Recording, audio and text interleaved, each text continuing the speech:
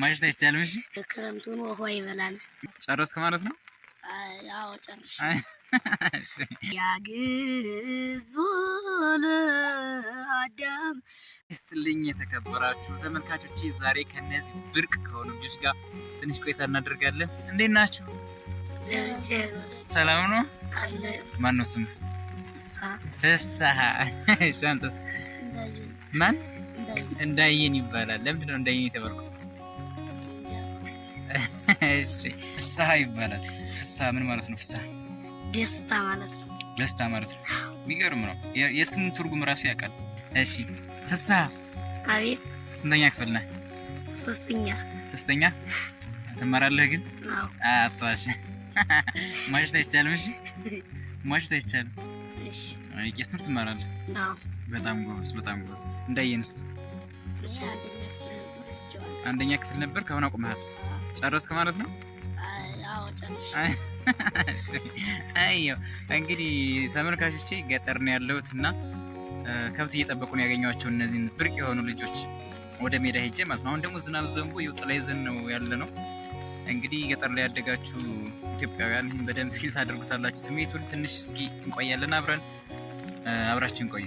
መታሻዝና እሺ ፍስሀ። አቤት።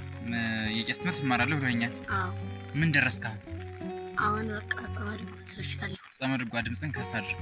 ጸመድጓ የቀን ማለት ነው። የማታስ? የማታ ደግሞ መስተጋብ ይባላል። እንግዲህ የምታውቁ አባቴ ታውቃላችሁ። ድምፅ ደግሞ በጣም እንደሚያምር ሰምቻለሁ። አዎ። ዋው በኋላ እንመጣለን አባቴ ድምፁ እንዴት እንደሚያምር ማለት ነው። እሺ እንዳየን ዝናብ እየመታት ነው ልጅ። እንዳየን ደግሞ በቃ እንደምታዩት ናት። ጥቁር አፍሪካዊ ናት። አዎ አፍሪካዊ ነሽ? አዎ። እሺ ሀገርህ ማን ትባላለች? ወይኔ መጣው በቃ ወይኔ ሊያዙ ሀገሯ ናት ዶክተር። አንተ ያለህበት ሀገር ማን ይባላል? ሀገር ዱራሻሌ ይባላል። ዱራሻሌ ይባላል። እንዲሁ ሀገራችሁስ ምን ሲባል ሰምተህ ታውቃለህ? ያው ወደ ዱር ለበስ የምንባል መሰለኝ። ዱር ለበስ እንባላለን። ዱር ለበስ ማለት ራሱ ምንድን ነው? አታውቀውም አይደለስ? እሺ አይ ሀገርህ ማናት ሲባል አሁን እንዴት ነው ነገሩ? አልገባህም ጥያቄው? አማራ ናት። አማራ። ኦኬ እቺን ቆርጣታለሁ እቺን። እሺ ኢትዮጵያ ሲባል አትሰማም? እሺ እና ስለዚህ የእናንተ ሀገር ማናት? ኢትዮጵያ ማለት ነው አይደለ? ማትደራደሩባት ሀገራችሁ ማናት? ኢትዮጵያ ነች ማለት ነው። አያችሁ ህጻናት በቃ። እሺ አሁን ደግሞ ፍሴ። አቤት። ፍሴ ሸበላ ነህ እንግዲህ። እሺ የቀን ውለህ ምን ይመስላል? ምን ስትሰራ የምትውለው? በቃ ጉብሉ ጋር ስትጫወት። ከጉብሉ ጋር ስትጫወት? አዎ። ከብት ይዘህ ማለት ነው? አዎ። ከብት ይዘህ ሜዳ ትወጣለህ? ገሳ ትለብሳለህ? አዎ። በቃ ስትወርቅ ትውላለህ?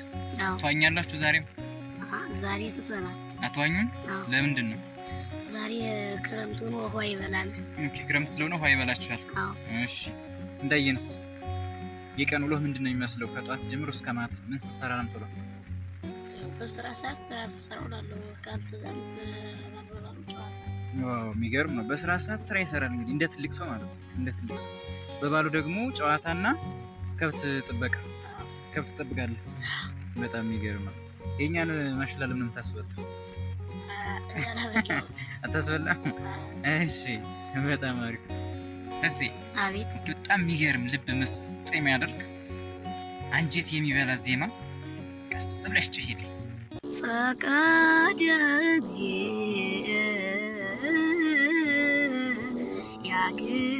ያግዙል አዳም እዙነ ወትኩዘ ልብ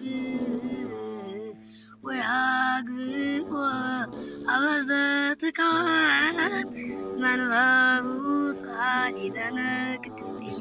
በጣም የሚገርመው እንግዲህ የተከበራችሁ ያው ያሬዳዊ ዜማ አንጀትን ሰቅስቆ አጥንት ድረስ ዘልቆ የሚሰማ በጣም የማይሰለች ነፍስን ወደ ሰማይ ሰማያት የሚያመጥቅ ኃይል ያለው ነውና እንግዲህ ልጁ ደግሞ በዚህ እድሜ እንደዚህ አድርጎ ነው ያለው ዜማውን። በጣም የሚገርመው። እስኪ ሰብስክራይብ ያደረጋችሁ እንግዲህ ኤንጆይ አድርጉ። ይሄን የማይጠገብ የልጅነት ጨዋታችንን እንቀጥላለን።